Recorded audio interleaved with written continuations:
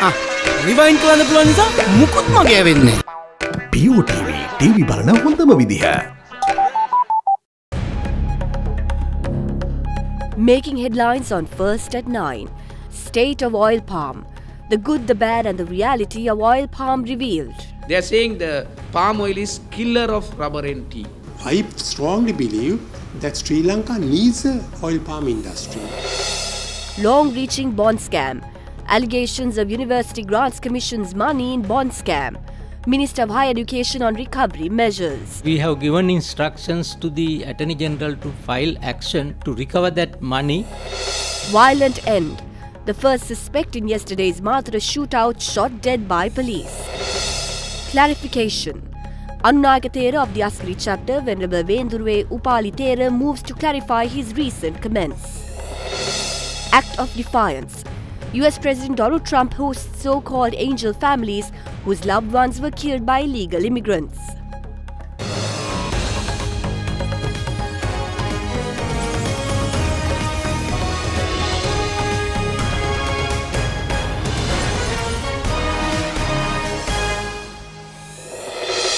Very good evening and welcome to First at 9. I'm Katharina Chang.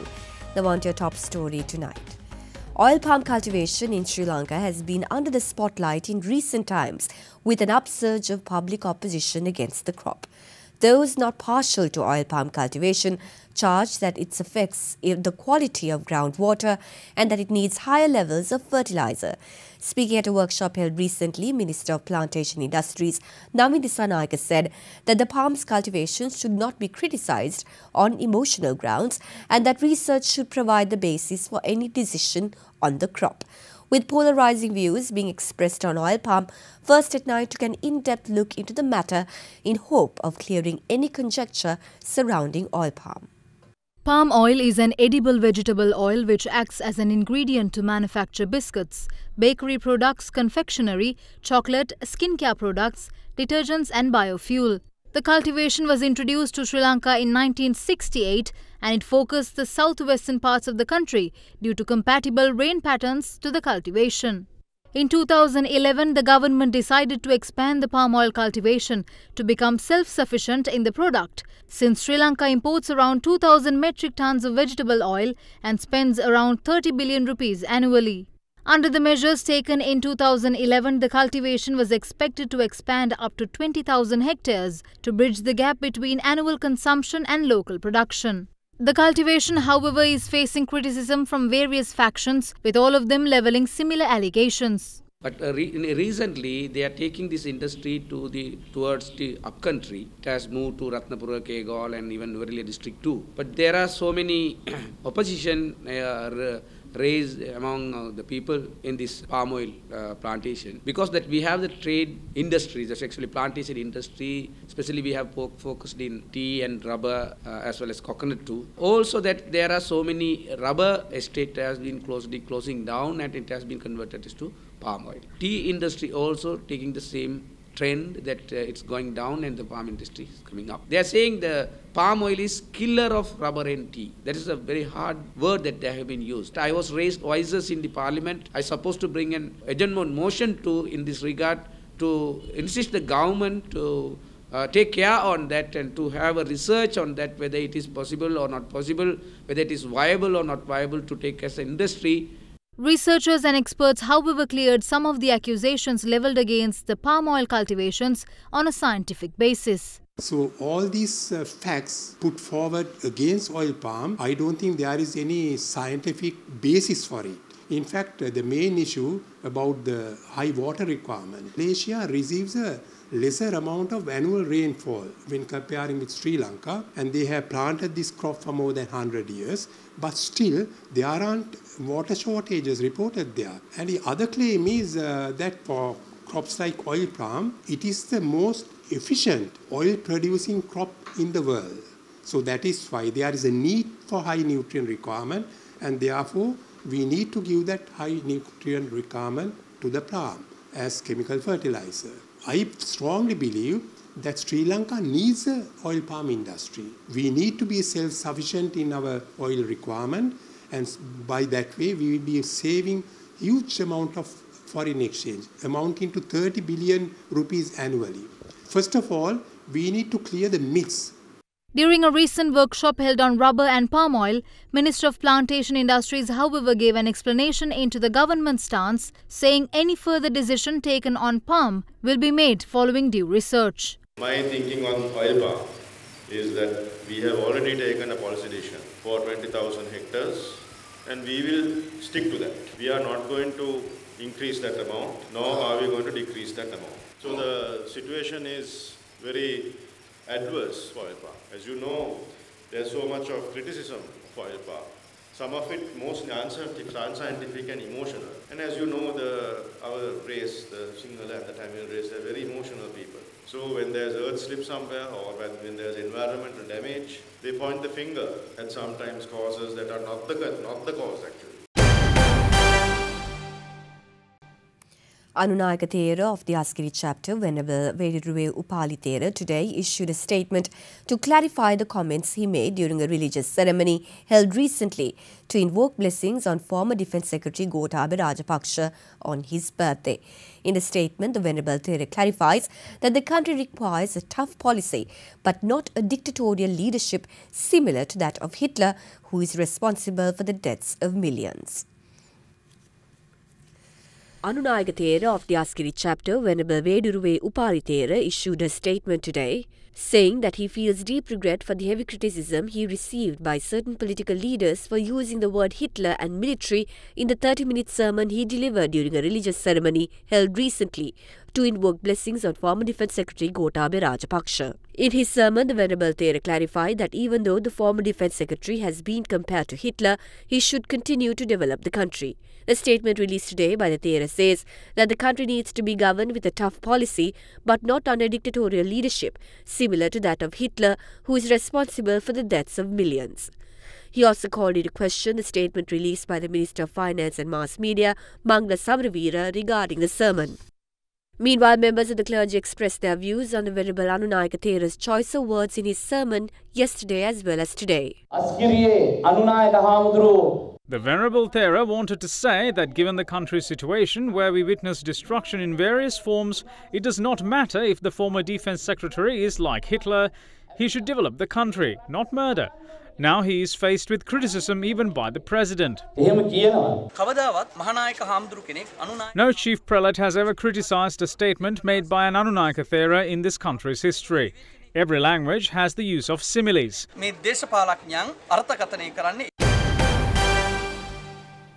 Prime Minister Ranil Wickremesinghe also weighed in on the much-debated topic surrounding the comments made by Venerable Vediruwe Upali Thera. Speaking at a religious event today, the Prime Minister said that Buddhism never encouraged the conduct of Hitler and that any comments promoting such should be condemned. Prime Minister Ranil Wickremesinghe declared open the brand new library to mark the 125th anniversary of the Mahamantinda Pirivana in Akura Surf MATARA today. We will be able to govern with democracy if we gather in peace, discuss in peace and disband in peace. Lord Buddha never taught us to become a Hitler. It is difficult. Germany was the nation which was interested in Buddhism in the 19th century. Germany had societies which proliferated Buddhism, but Hitler put an end to all those organizations and jailed them. Later, there was no mention of those who were arrested. I don't know how we can move forward with both Buddhism and Hitler by our sides. I don't understand it, and besides, it's against our Dhamma. If someone says so, that statement should be condemned. If it was stated in my presence, I would have condemned it on the spot. Meanwhile, the Grade 1 classrooms renovated by the 60th batch of Old Boys of Royal College was vested in the students this morning under the patronage of Prime Minister Ranil Wickremesinghe.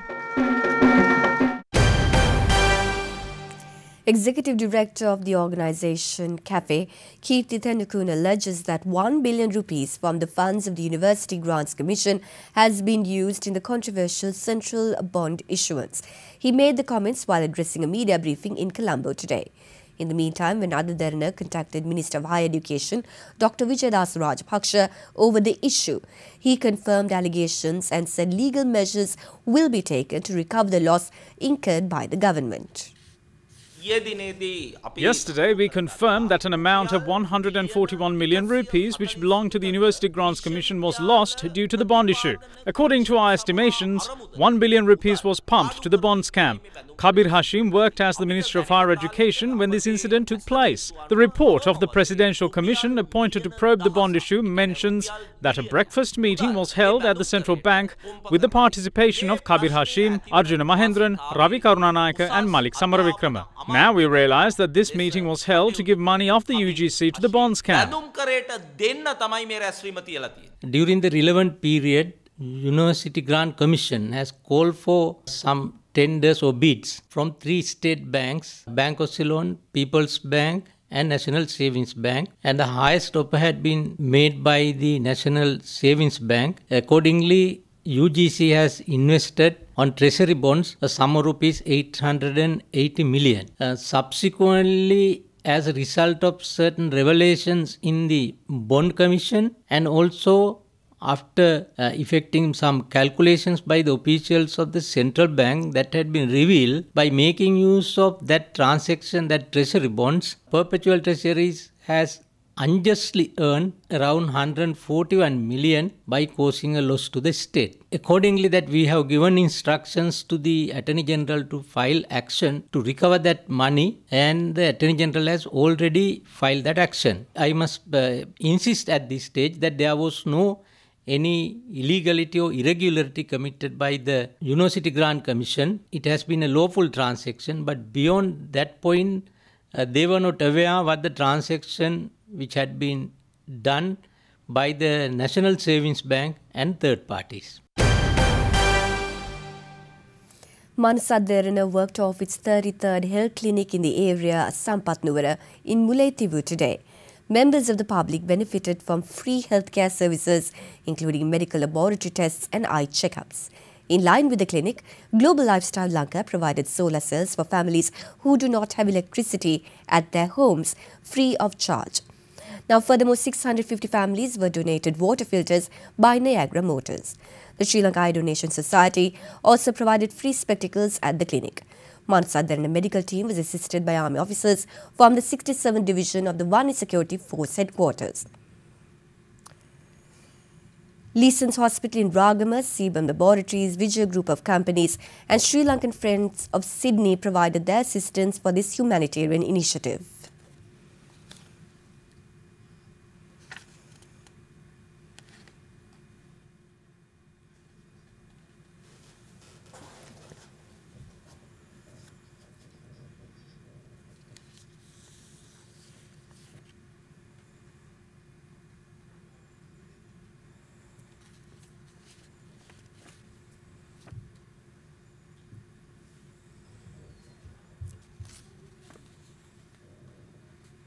Let's now take a look at other stories making news across Sri Lanka. But before that, let's take a look at another local news on tonight's bulletin. Chamara Indrajit Jayasundara, the first suspect to be arrested over the robbery which took place in MATARA yesterday, was shot dead by police today. He was gunned down by the police as the suspect attempted to throw a grenade at police officers. Now, the police media spokesperson's office stated that the deceased suspect and Koskora Taraka, who is currently receiving treatment at the Karapita Teaching Hospital, were on wanted list in connection with several murders which were committed recently. A group of 6 armed men attempted to rob a jewellers located along the Gaul-Matara main road at around 10 am yesterday. Police arrived at the scene after a witness to the crime contacted the 119 emergency service. Afterwards, a shootout erupted between police and the gang as the suspects attempted to make their getaway. More footage of the incident caught on CCTV has been released to media.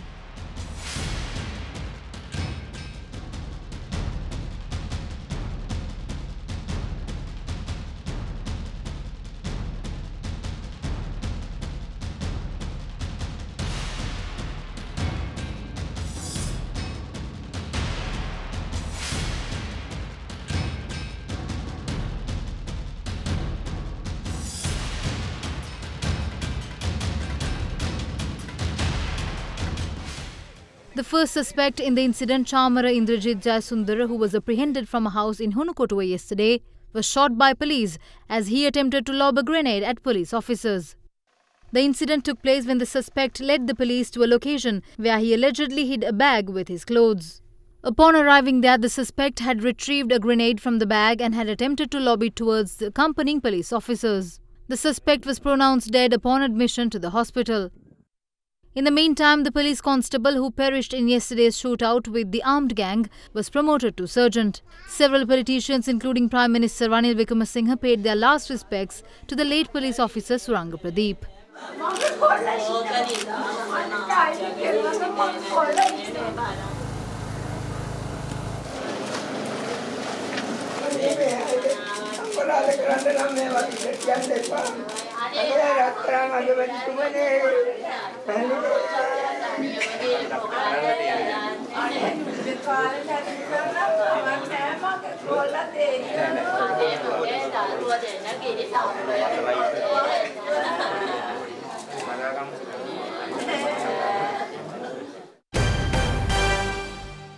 In the meantime, politicians expressed views on the so-called raids of underworld. When you look at the Kataragama shooting incident, people kill for money. Who led this country to an era where people kill for money? It's the current government. This is not happening for the first time. Such incidents have been happening from the times we were ruled by kings. What we can do is to control such situations. Our government is trying to control them and put the people back to society. We said that LTT is raising its head from the day this government came to power. Now arsenals and bombs are found in the northern province. Vimal Weerawansa is one person who is happy if terrorism raises its head again. He thinks that if he could speak louder than claim more bombs in the north, he can enrage people. People are killed in public in Colombo and in crowded areas. This country has become a Chicago. Curbing the underworld is happening. They have no chance. Before the 8th of January in 2015, there was an era of killing people. We are a government which loves people. Let's now cross over to a short commercial break. You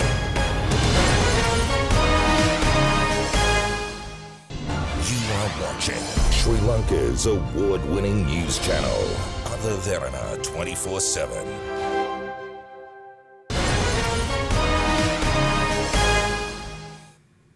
Let's now take a look at a few other stories making news across Sri Lanka.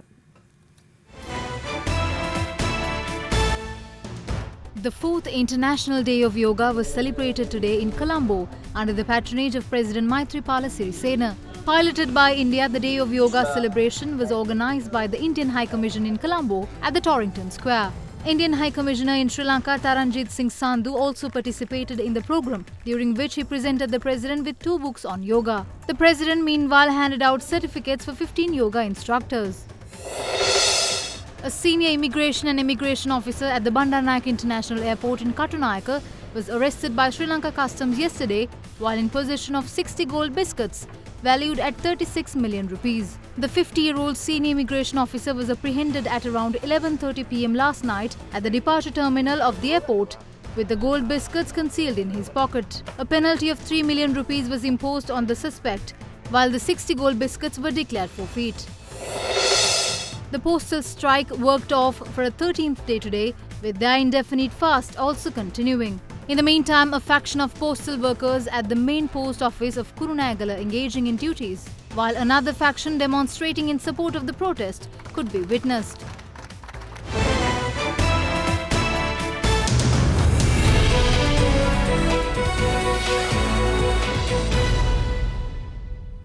State Minister of International Trade Sujiva Senasinghe says that the country is expected to receive $17.5 billion by the end of the year.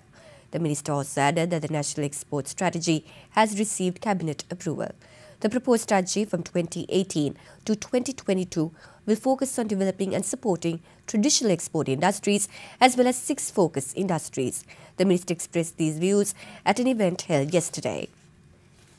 The 14th Exporters Forum was held under the auspices of State Minister of International Trade Sujiva Senasinghe yesterday. The session provided a platform for the exporters representing a cross-section of industries to interact with relevant government institutions and seek responses to their trade issues. We have to amend certain regulations and laws which are hindering exports and our investments. We managed to get the NES presented to the cabinet also. Cabinet approval also have been given. These all our ministries, the next budget also will focus on our NES. So special attention and focus have been given to certain areas. So those areas have been identified. Our position in the country, especially the free trade agreements that we are going to enter with China, India, Singapore, Thailand. So these are very important for the future. And our targets, if we achieve the exports by year 2020, if we can increase our exports, definitely the dollar will come down against the Sri Lankan rupee. And then we can see a faster growth rate of the economy also, which is about 6%. Member states, the Organization of the Petroleum Exporting Countries, or OPEC, as it's known, yesterday agreed at a meeting in Vienna to increase the oil production by 1 million barrels per day. The move will come into effect from the 1st of next month. Analysts say that when that quota is shared out among producers, it will probably amount to 600,000 barrels per day, as some countries cannot easily raise production. Organization of the Petroleum Exporting Countries, or OPEC, has agreed to, in principle, to raise oil supply by 1 million barrels per day. Experts say that as some of them are not able to increase their production while others are not allowed to make up in their stated, the actual output could be less than the 1 million barrel target, with the figure likely to be around 600,000 barrels per day. Meetings will continue in Vienna today between OPEC and its non-OPEC allies. OPEC member states and other world oil pumpers have jointly cut their production by 1.2 million barrels per day since 2016 to balance the oil market for 18 months. Due to the limited productivity of some countries like Libya and Venezuela, however, the actual production reduction has overpassed the agreed amount, lifting the oil prices to the maximum of $80 per barrel from 27 at the end of 2016.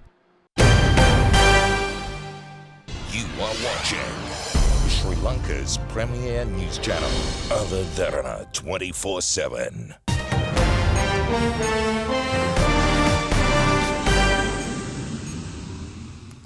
US President Donald Trump has hosted the relatives of victims killed by illegal immigrants amid outrage of the separation of migrant families. This comes after he caved into global condemnation and reversed his policy of child separation from illegal immigrants. In doing so, however, he vowed to persevere with the zero-tolerance policy on illegal immigrants. US President Donald Trump hosted so-called angel families who lost family members to illegal immigrants yesterday. Trump bowed to intense pressure on Wednesday and signed an order ending the separation of children from their families while parents are prosecuted for crossing the border illegally, which had caused uproar at home and abroad. We're gathered today to hear directly from the American victims of illegal immigration. You know, you hear the other side, you never hear this side. You don't know what's going on. These are the American citizens permanently separated from their loved ones. These are permanently separated because they were killed by criminal illegal aliens. These are the families the media ignores. They don't talk about them. Very unfair. Your loss will not have been in vain. We will secure our borders. I'm one of your legal immigrants, and I didn't drag my son. He was born in Germany. I didn't drag him over borders. I protected my child from harm, but I couldn't do that on July 12, 2012. He was 30 years old. I couldn't protect him because an illegal alien from Guatemala with 2 felonies, 1 deportation, 2 DUIs, he was protected. Riverside, California, sanctuary. They gave him probation after his 2nd DUI. 5 weeks later, he killed my child. And if that wasn't enough to deal with, this is my only child. I have no family. The United States and South Korea have agreed to indefinitely suspend 2 exchange program training exercises in the aftermath of the summit earlier this month between US President Donald Trump and North Korean leader Kim Jong-un. Now, Pentagon spokeswoman Dana White said yesterday that the exercises were suspended to support implementing the outcomes of the Singaporean summit and in coordination with the US ally South Korea. One of the outcomes of the historic Singapore summit between US President Donald Trump and North Korean leader Kim Jong-un was the halt of the so-called war games or the joint military exercises between the US and South Korea. Yesterday, Pentagon announced the indefinite suspension of 2 exchange program training exercises. Earlier this week, the United States and South Korea said they were suspending planning for August's Freedom Guardian exercise. Last year, 17,500 American troops and more than 50,000 South Korean troops joined the Freedom Guardian drills, although the exercise is mostly focused on computerized simulations rather than field exercises. The decision to hold military exercises with South Korea baffled allies, military officials and lawmakers. Up next is Sheila Fernando with your forecast first evening edition.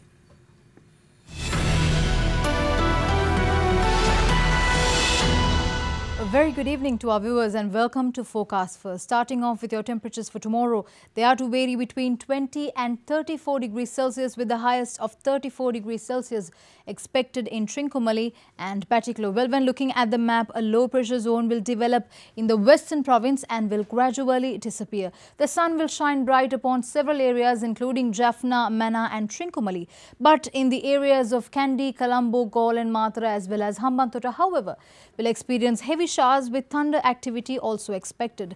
That's all from the Weather Centre tonight. Up next is your city by city forecast.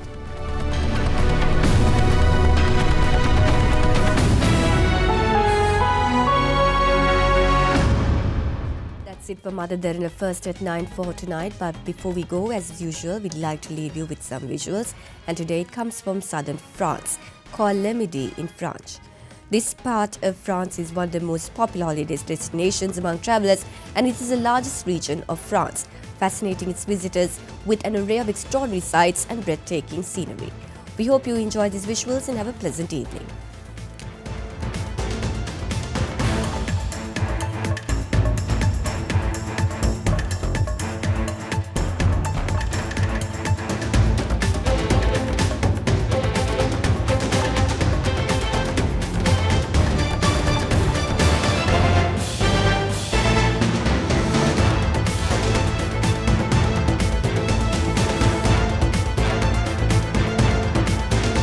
Bringing you the news and information 24 hours a day. This is Sri Lanka's premier news channel, Derana 24/7.